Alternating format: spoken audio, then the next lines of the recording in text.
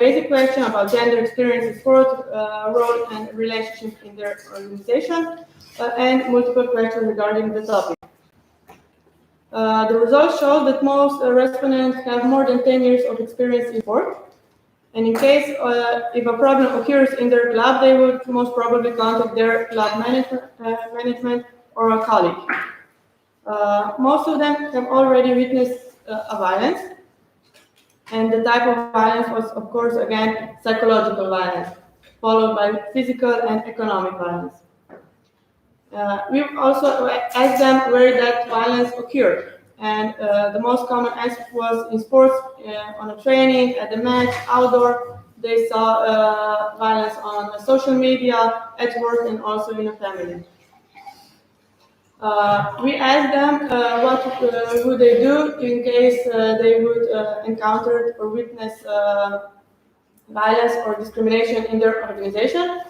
Most probably they would stop the violence and protect the victim, to inform their superior about the violence, and also some of the answer was, I would not do anything because it's not their obligation. This can be a concern for us. So what about if a minor is a victim? Most trainers do know how to react if a minor confides them that he or she is a victim of a violence.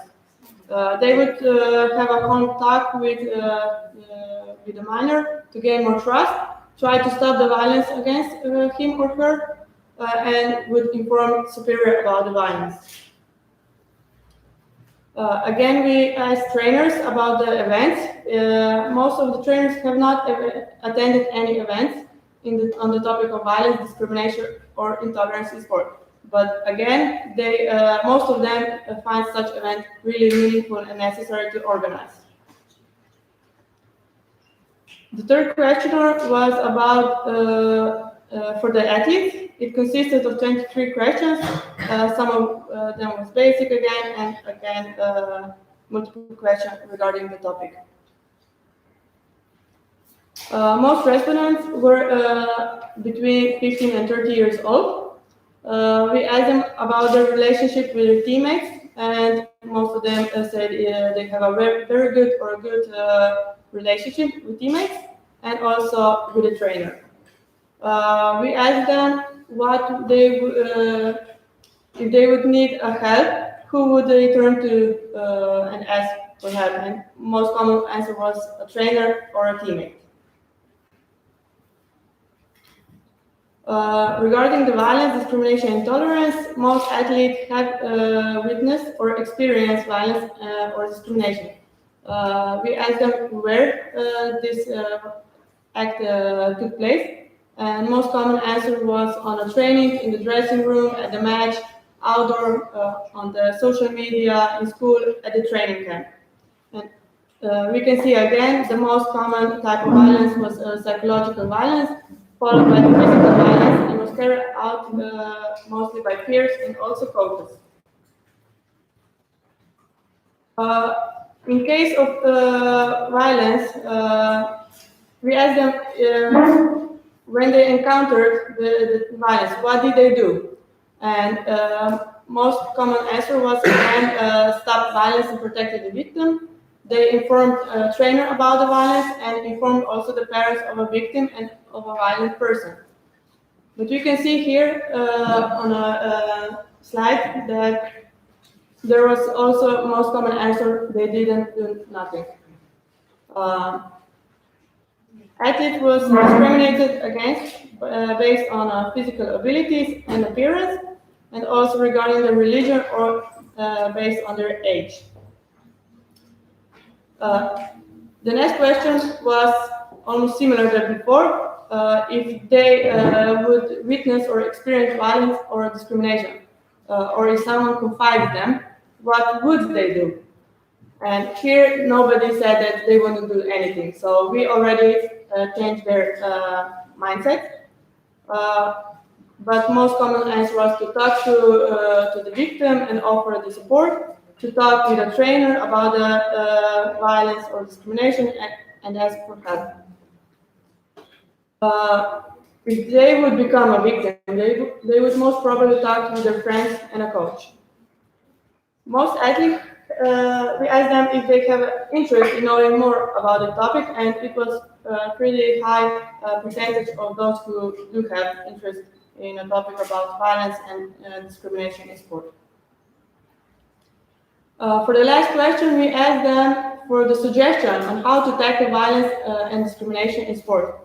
The most common answer was to raise awareness about the topic in the club, to organize seminars or presentations, to put flyers in the hallway, publishing stories of victims, to make promotional videos, social media campaigns, to provide contact person in these cases, to have more conversation among athletes, trainers, and parents, to offer help and support to the victim, and of course establishing the rules and punishment for violent acts.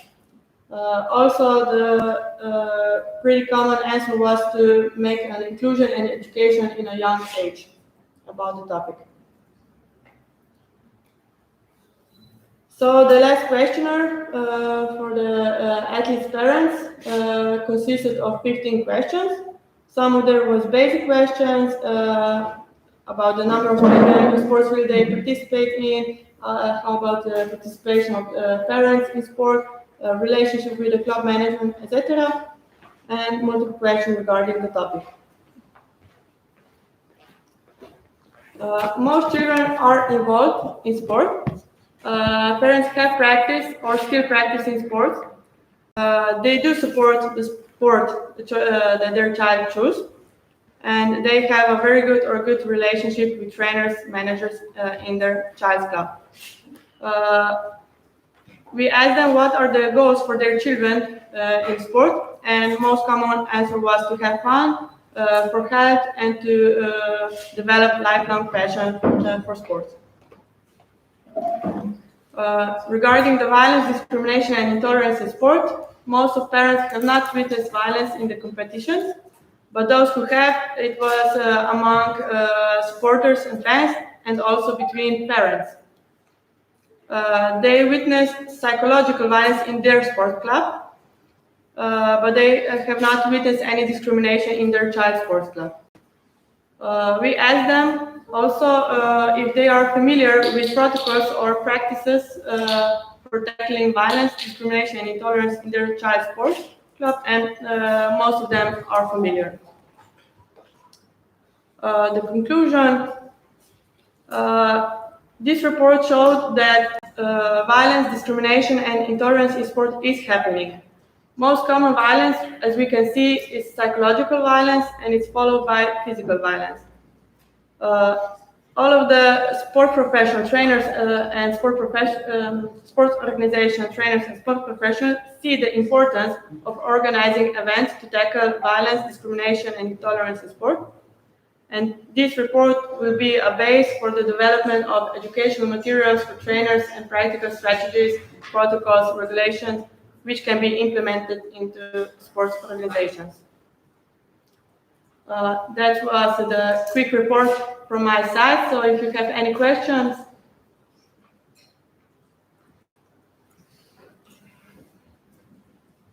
No, the case is no questions. Do you want to go further? I don't have any. So, based on what Katja said, our next speaker will be Nias, but he's not still here because his time is 10:45. So maybe we can present. Do you have to present something what we worked before, or this is like presentation about project? So we'll just wait for Nias. Maybe we can start with some other speaker. Yes. Somebody want to start from here? Rasha is okay, perfect. So do you want to speak from here or from your place, or I will speak from here. Do you need a presentation? Perfect. No presentation from me. Because I will just be talking about my experience, so there's no. So you can present very shortly. So today, as I already mentioned, we will have two speakers from Slovenia. We will have two speakers from Bosnia and Herzegovina and one from Portugal. So try to put some notes somewhere for a question, because we'll forget. So they can interrupt you sometimes to ask questions. Of course. Perfect. So don't hesitate, please. Whenever you think that you have a question, just jump and ask questions. Yeah, my presentation is very short, so we'll have a debate after. Sorry. Rasha Straka is a big champion in judo. She has a lot of medals from world in the European Championships. She was 2 times in Olympic Games, and now she works in sport. She works also in judo, and this is very important that a big champion stay in judo, and she also thinking not only to make a champion but to educate young judoka and also children. Thank you for coming. Thank you. I was also want to thank the organizer for giving me this opportunity to share my experience regarding the main topic here, violence in sport. Given that this is quite an extensive area, I will focus on the relationship between a coach and an athlete. As I was introduced, I'm a former top athlete. I was practicing judo for more than 20 years, of which 12 years on top level. I was pretty successful in my career. Like he said, I was a European champion. I have 2 medals from the World Championships and took 7th and 9th place at the Olympic Games. Now, during my competitive years, I trained under the guidance of 3 different coaches. Now, my first coach was not a professional. He was an enthusiast and a workaholic with a choleric personality. He was very goal-oriented, very ambitious. And during practice, he would often shout and use curse words. I remember one incident when during practice, he called me an idiot. You know, I have a strong temperament myself, so of course at the same moment I took off my judo gi and went home. Of course, my parents were very surprised to see me return home so early from practice, so I explained what happened, and I was determined not to tolerate someone calling me names, and that I would need to return to practice. So my father got dressed and went to the club to talk to the coach. And I don't know what happened in that club's office, but I was never called an idiot again. But there were also other abuses, though, such as being told I have to compete in a certain weight category. You know, common practice in our judo community is losing weight with dehydration of your body, which is of course not healthy, because I'm not talking about not drinking a glass of water one evening before competition. I'm talking about losing 5 to 6 or even more kilograms in just a few days before the competition. And of course, moving to a higher category was not an option for me because, you know, I remember the exact words my coach said. He said, you have to be in this category. There is no way you can go higher, but if you quit judo, you are a loser. So I had very big option what to do, right? So, you know, one would wonder, why do children or young athletes tolerate such mistreatment? But studies have shown that in this developmental stage, a coach has a very big influence on an athlete. He or she is someone who athletes look up to, who they trust, and value their or his or her opinion. And a coach is also the one who enables career development. So sometimes athletes are willing to go beyond their own dignity just to succeed. But just in case you were wondering, all those results I listed before, I did achieve in a higher category, but with a different coach. Because Yeah, because my second coach was a professional. He's from Poland, and he's also two-time Olympic medalist, and had also quite a lot of achievement as a coach as well. We worked together for 4 years, and these are the years in my judo career that I have the fondest memories of. Now, however, although I did not experience any abuse from my new coach, as a member of the national Slovenian judo team, I witnessed a lot of emotional abuse, physical abuse, and neglect from a national judo coach, because the abuse was not even hidden. I witnessed slapping. You know, he slapped one girl, he kicked someone on the floor. I witnessed hair pulling when he grabbed the girl and pulled her up by her hair. They also, if they didn't perform well, they did a lot of excessive exercises after practice. There were a lot of insulting, a lot of name calling, shouting, and humiliating. And also, they had to compete, or not just compete, also to practice injured sometimes. And he was not recognizing the social needs of the athletes as well. You know, I was part of the national team, and this team, because this coach of the national team had his own club, and his team was also separated from us, the other team, or even anybody else. They wouldn't talk much to us, they wouldn't share experience, they just had to be focused on judo and nothing else. So, you know, although I was very amazed that the athletes came to terms with coach's behavior, what bothered me the most was the ignorance of other people present, like the other coaches or authority figures. No one tried to stop these actions. Some coaches even tried to imitate this coach because he's very known, he has good results, and they thought this was the way that leads to success. So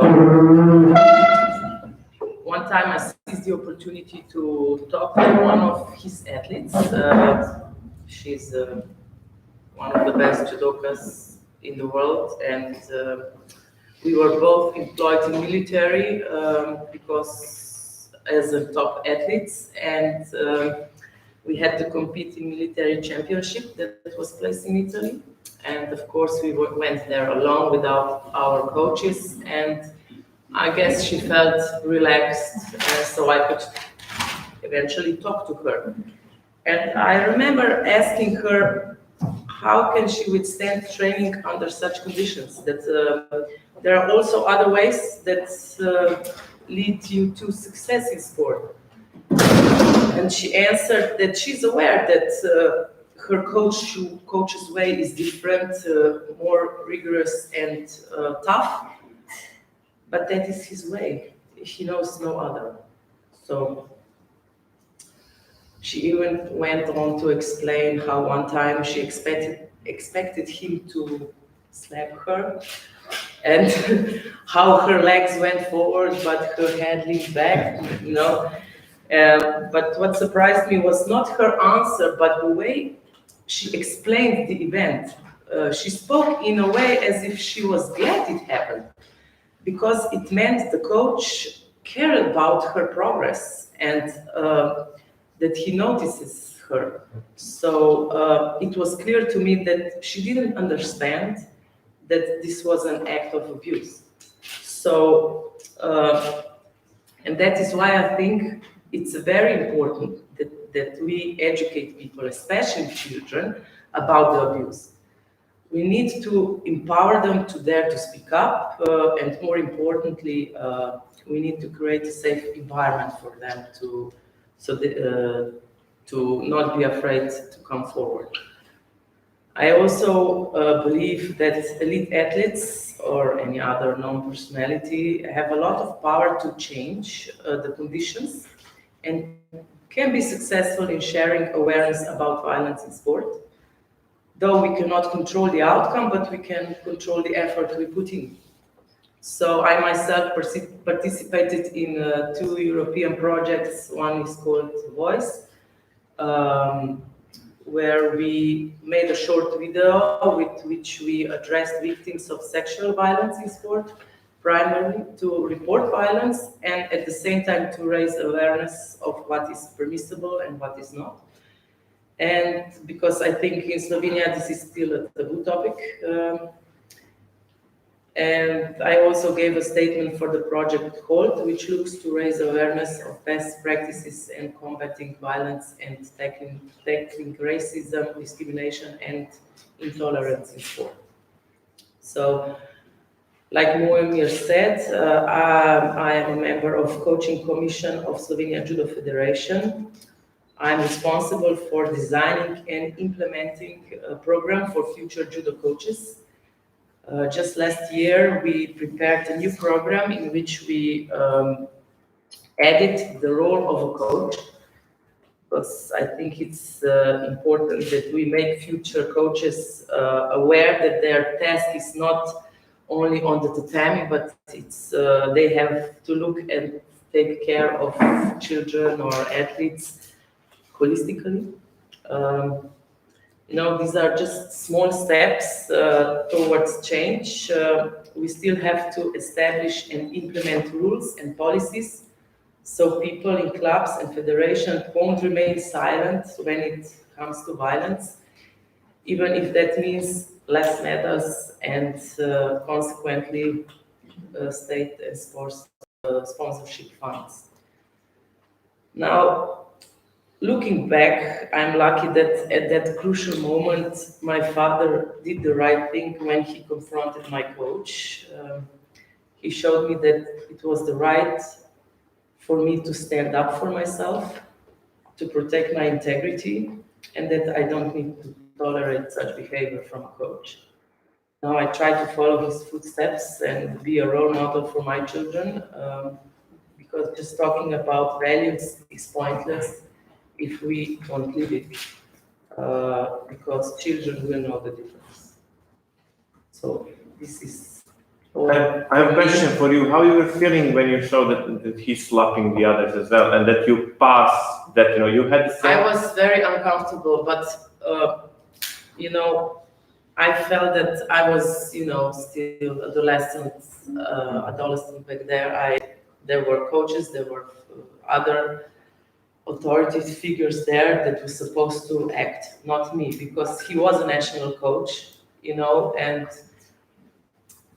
I knew that there would be no sanctions, because we had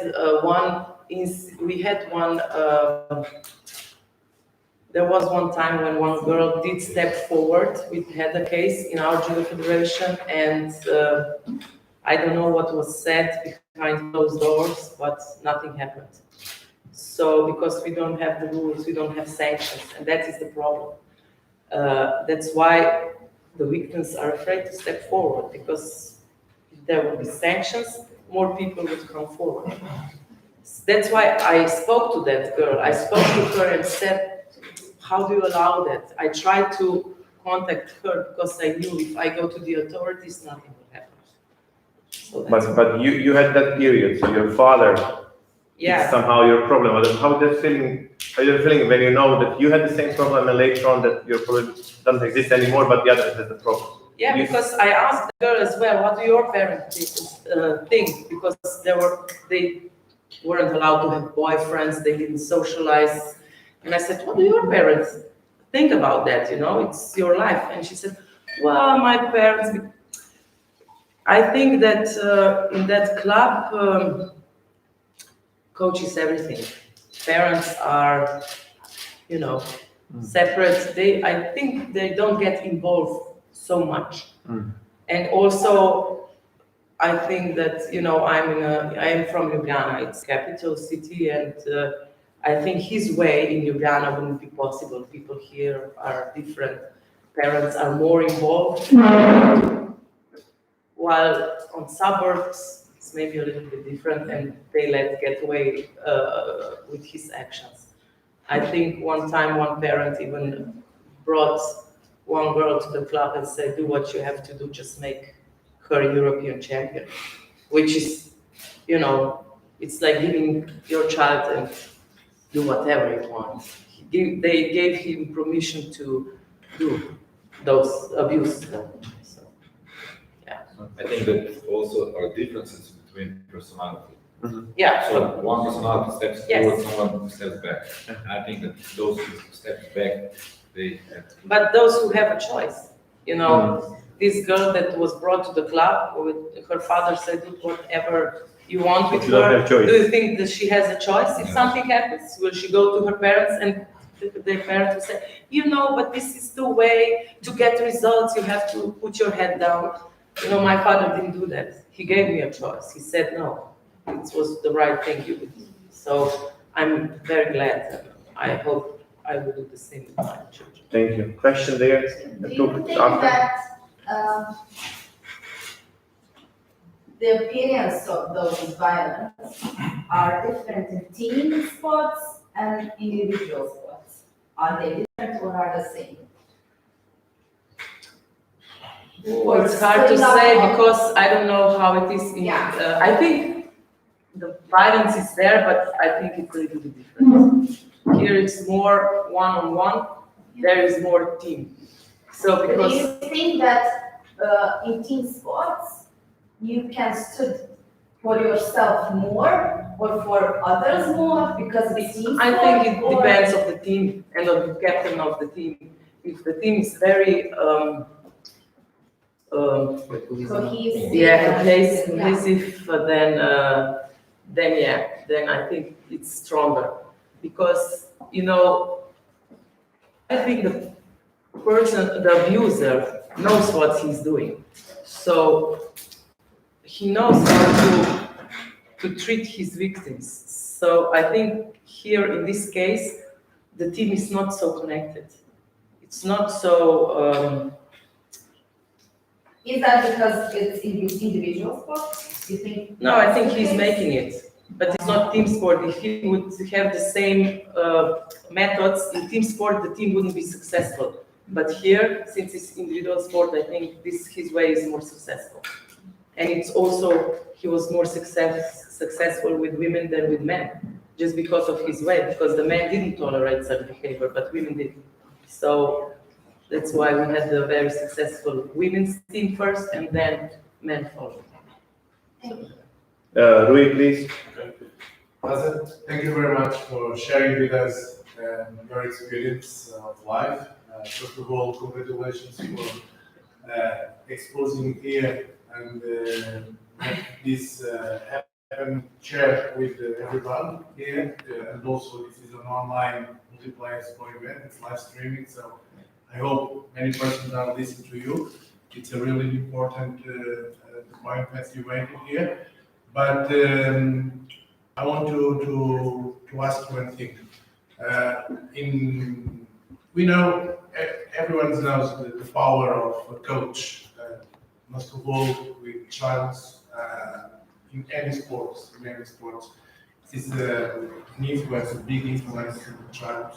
So it's really good to be aware of all the behaviors of the coaches. It's good to have this like a big camera in the clubs, and it's important to have workshops with coaches and this kind of projects like SONKEI. I think they are really important to talk about these situations, and it's important to have voices like you, big champion, who as an example in your country and the sports. But I want to ask you one particular question. You are from judo. You are from fighting sport. This is like a specific behavior and style of persons because it's different. I think so. I'm from judo also, but I think it's different to play tennis than play judo, for example, or swimming or play judo or karate or taekwondo, some fight sports. And the behaviors of the fighters, sometimes they have like preparation to fights and things like this. And sometimes the persons who are outside sports, maybe they don't understand, maybe they do wrong analysis of what happened. I'm talking exactly about this Olympic Games. If you remember the German girl. I wanted to present that. Yes. Yes, I wanted to present. Because the coach we don't know this here, the coach before the fight, in the entrance of the tatami, he slapped the German fighter. No, she screamed and slapped her, and it was something everybody talked, and the International Judo Federation make a post and say this is not a good behavior for the coaches, it's not a good image for sports and for judo. Please do not do this again. But the athletes came to the press conference and said, no, this is normal. I asked him to do this. I need activation, and I need this to put me on fire before the fight. I need him to slap him before. Like in weightlifting, they do something similar and do things like this. And I want you to make a comment about this, and because the persons sometimes they make a bad understanding. Of course, your point it's really important. It's you see violence. It's important to share this, to say this. This is not good behavior. We don't want this kind of behaviors. But sometimes this is a specific sport, and you are a judo champion. I want to comment these situations.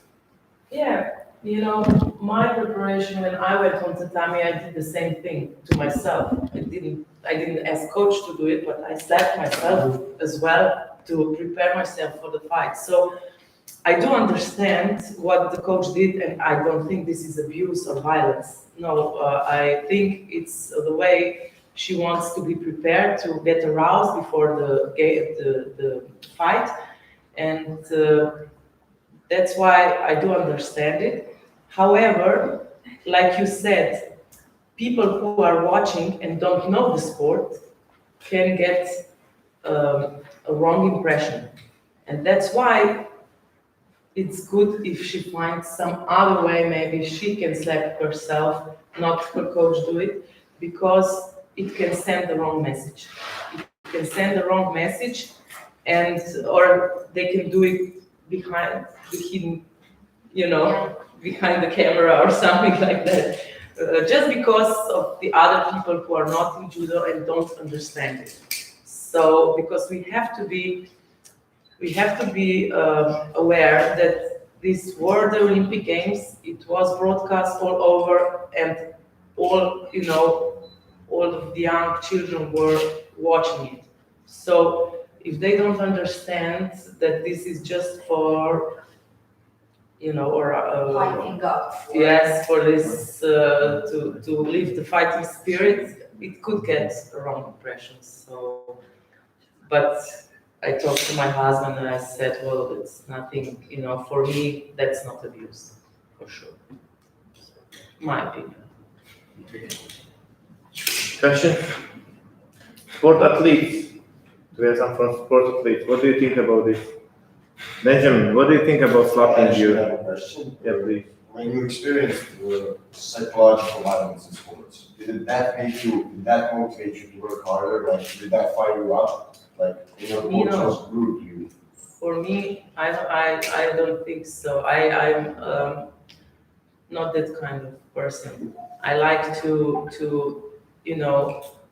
my second coach, who was a professional, it was, I don't think, and I remember I was training with one girl, and he came and said, oh, that was good, yeah, do it again, that was good. And we looked at each other and he said, did he just said something nice about us? Really? Because we weren't used to that before. And that is what made me more motivated to train more. So positive feedback, not yelling, shouting, and humiliating. That didn't work for me. The positive feedback was what motivated me, and I think this is the right way to do it. Not to, I don't mean now that the coaches have to say all good things about an athlete, but they have to be realistic and respectful.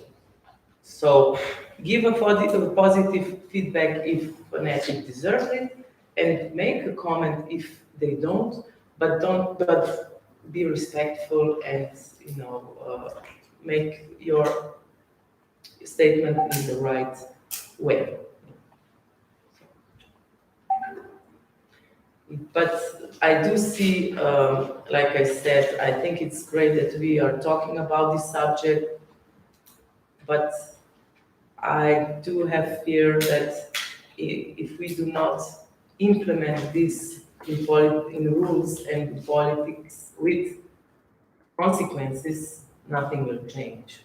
So we need to really work hard, because just educating coaches and also the parents, because children are too young to understand what's going on. We have to educate parents so they see, because, my parents also said, well, drink, it's only water, it won't make you fat, or eat this soup. And I said, no, I can't, leave me alone.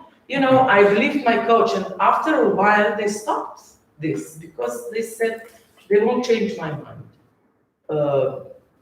Because I believed my coach, and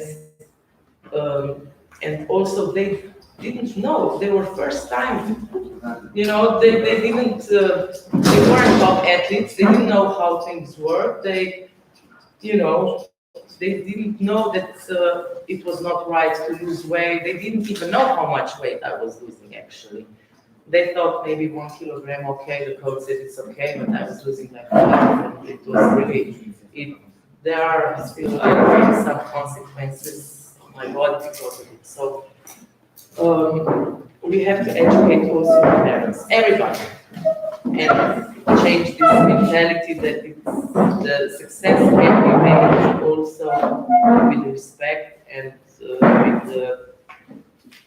with mutual respect and hard work. Not you don't have to be aggressive.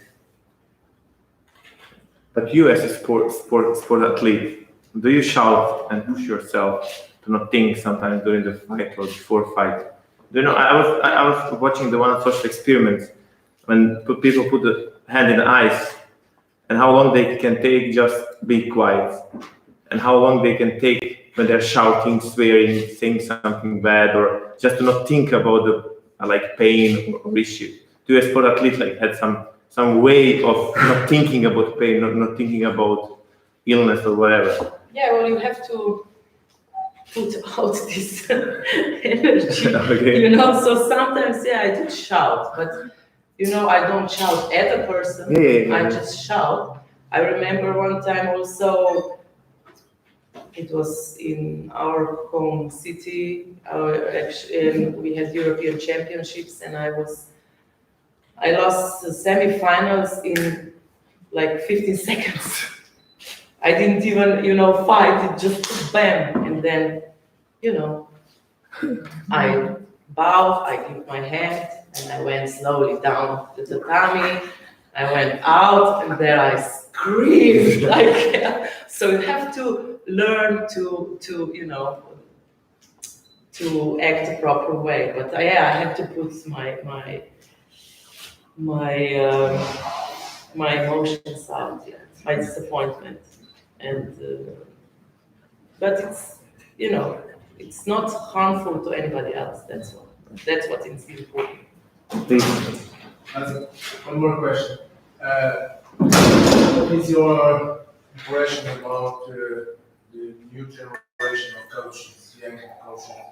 If they are not the same behavior as old style coaches that we had a few years ago. For example, in countries with big influence of the Soviet Union coaching style, methods and things like this, maybe your first coach has some behaviors and methods similar to this. And the new generations of coaches, the youngest coaches, maybe with new methods, also some studies, academic degrees of physical education and more experience with the occidental methods. Do you think this is different now, better, changing, or in the training session, in the dojo, everything is similar?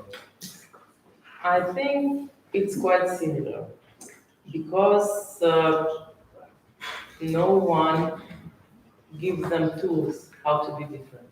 You know, when they're young athletes, they look at their coach and this is how they learn how to be. And also the main clubs that make results in our country have the old method style of coaching. So, you know, you try to imitate the ones who are successful.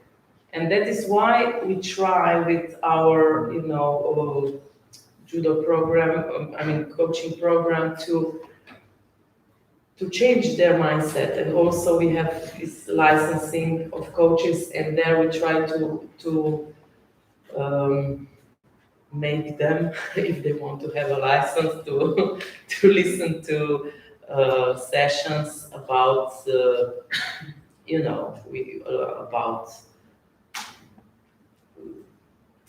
how to motivate, how to, you know, not just how to train, but also how to look at the child from different perspective, and that they are not just a coach, they're not just coaches, but they are also a very important figure in their life, so they have to be exemplary in all aspects of life, not just entertainment. So we are trying, but it takes time. And until someone with this method will have, with these training methods will have good results, I don't see big change. Well, maybe if life will teach you different, but that's why we have to talk about it. In Slovenia, there's not much talk about it. So I'm glad that this project like this one is starting and trying to make a difference. And this subject is on the table in the last years. We have the gymnastics, the USA, the American kids with their problems, and also included in the Japanese Yes. national team. Coaches go out of the national team by the Japanese Judo Federation.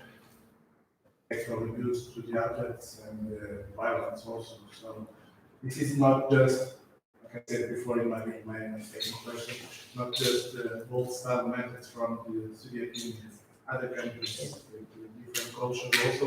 This happens everywhere. Okay, thank you very much. Thank you. Thank you. Questions, please? Can I add just one more question? Yeah. I'm just wondering, you have some experiences in your sport life, and I'm wondering that how all these experiences affected your current life or your personal life, because all of our experiences we are affected by, psychologically affected from all these things. So, and we have some remaining things from our past lives. So, well, wondering. Yes. Well, I don't know how it affected me. Maybe that's why I'm really involved in many projects to share awareness, because I really want this to stop, because I think it's not fair. I remember that, you know, my first coach that acted this kind of way, he left because he was not a professional, he couldn't cope with his job, and he left us 1 week before World Championships. And I really resented him for his way of doing things, and I think that after about 7 years, he came to one competition to watch judo because he likes judo, and you know, I had to talk to him. First, I didn't want to talk to him, but then I would talk to him and I said to him, you know, because I was older and I could look from different perspective, had more experience. And I said to him, you know, what you did wasn't right. You know, I could go to a higher category. And he tried to say, yeah, but in that category there was somebody else very good. And I said, yeah, well, you didn't have trust in me that I could win her. So who was wrong? Because that girl is nowhere now, and I'm here, and I'm, you know, making European medals. So I said, you see, you were wrong. You were wrong what you did, making me lose that much weight, and also you were wrong just to leave, because you didn't leave because nobody was against you, they were against us, if you say, because we are together, we are a team. So I think with that conversation, I put out my resentment and I could let it go now. Because I still have respect for this man, because he was really an amateur who put all his efforts for us to succeed, and what he did, he really didn't know that he was doing such harm. But now, maybe when he's older and when we talk, he could see, yeah, I was wrong. But to answer your question, so it didn't affect me most. But I can see that I wanted to say that, you know, in my national team, I was actually almost the only one left that wasn't from that club with the national coach, or the national coach. And I could see that their behavior changed. The demeanor of the girls changed. They were,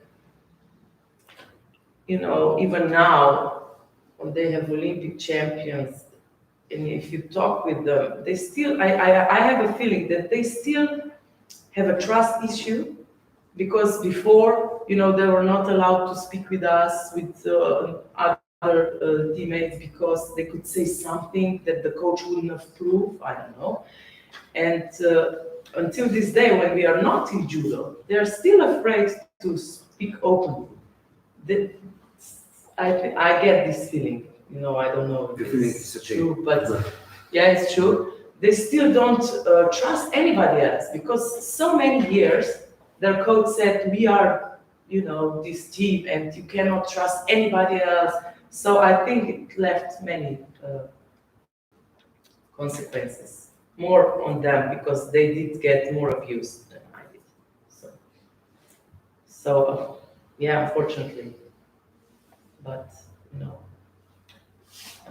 they will have to work that out themselves. Russia is also in the commission for education of coaches in Slovenia, and this is the problem. The name of commission, coaches.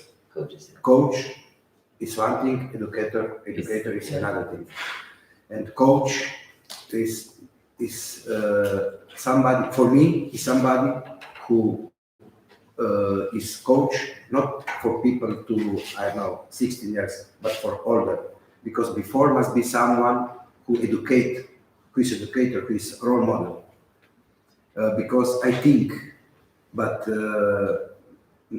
I know that I think bad.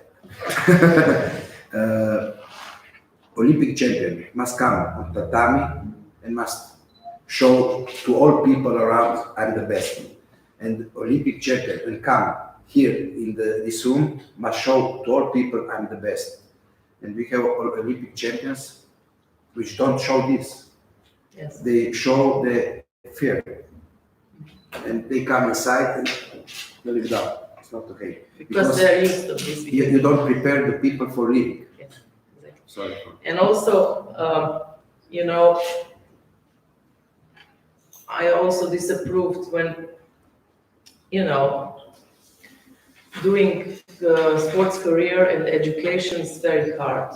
You know, dual career is not so easy as it's now. There are more ways to do it, but it's still hard to be good in both areas at the same time. So, you know, even my first coach, I remember that I had, I don't know what's Natura called. It's last exam after Natura exam.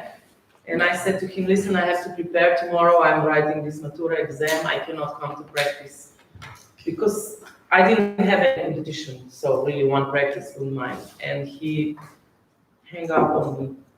He hung up on me. And I said, well, you know, so, and every time he said, you have to do school, you have to do school, but actions were different. He hung up on me because I missed one practice because of Natura. And also, you know, this national coach, because I was also, I'm also as the chair of athletes committee in the Olympic Committee of Slovenia. I'm also involved in project of certificate for gymnasiums and universities that we give certificates when they have good programs for athletes so they can balance education and sport.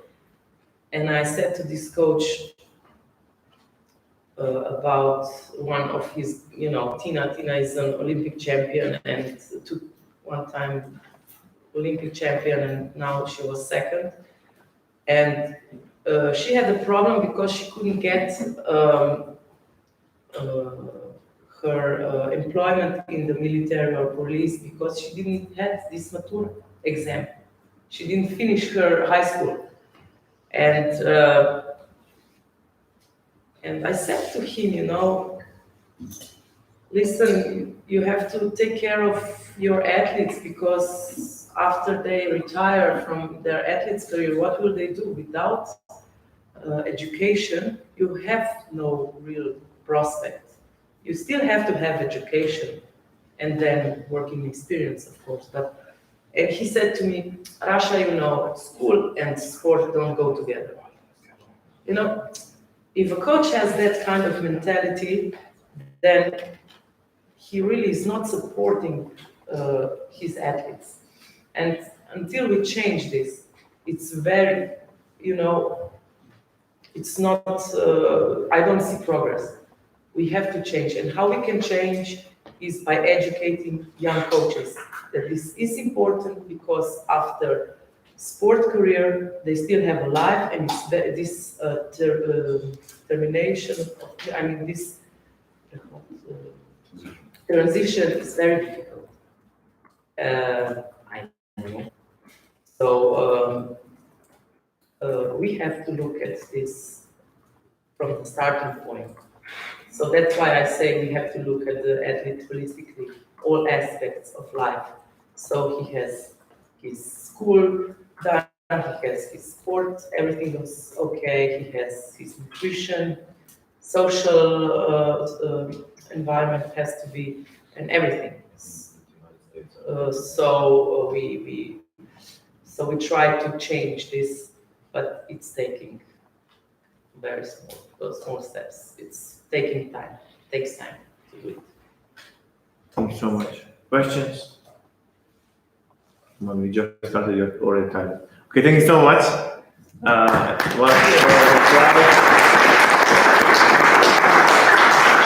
Now we'll make the break. So you already ordered what you want to drink, so we can go there, inside, outside. You can now mingling, meet each other, and ask some questions in privately if you want. So maybe the other people get shy. And then we will back here. Just let me see faster. Because our next speaker will be Nias. He's coming very soon. He's a Paralympic ex-athlete, and now he's a coach. And he has a club, ski club, and he's Paralympics. He doesn't have one leg. You'll see his positivity and his energy. So he's coming. So I hope that he will not be late. So we will start at 11:15. So we have around 20 minutes, 25 minutes, 30 minutes of the break. So perfect. Have a coffee. It's waiting for you. Whatever you order, you can take it, and we'll be back here at 11:15. Okay. Thank you so much.